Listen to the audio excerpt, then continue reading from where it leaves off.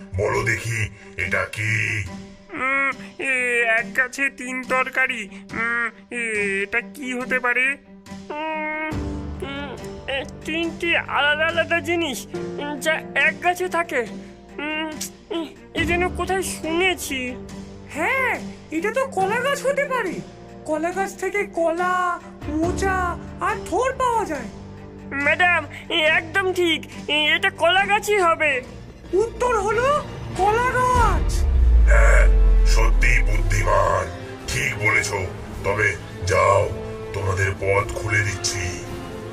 দরজার বিশাল পাথরগুলো একে একে সরতে থাকে আর দরজার ওপারে আলো দেখা যায়।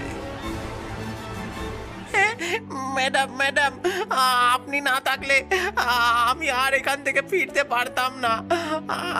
আমি আর কখনো ভুল মন্ত্র পড়বো না ম্যাডাম।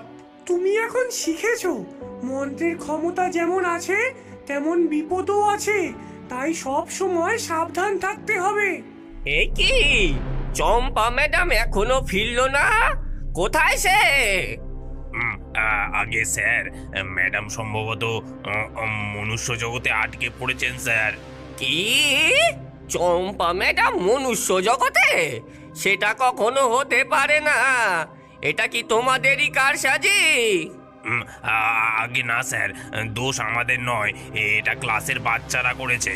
হুম, আগে ম্যাডামকে ফিরিয়ে আনতে হবে, তারপর দেখবো ওই দুষ্টু বাচ্চাদের। আমি নিজে যাব মনুষ্য জগতে, ম্যাডামকে ফিরিয়ে আনতে হবে। ওই দেখো, কেউ আসছে।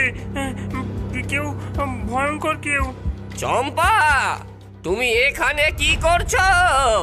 তোমার জায়গা ভূতের জগতে, এই বাচ্চাদের সাথে কি করছো তুমি? হেডমাস্টার স্যার, আমি তো মজা করছি। বাচ্চাদের একটু জাদু শেখাচ্ছি। মজা? মনুষ্য জগতে জাদু শেখাচ্ছ? এসব বাচ্চারা জানে না জাদু থেকে কত বড় বিপদ হতে পারে। তোমাকে ফিরতে হবে চম্পা, এই মনুষ্য জগৎ তোমার জন্য নয়। না, ম্যাডামকে আমরা যেতে দেব না।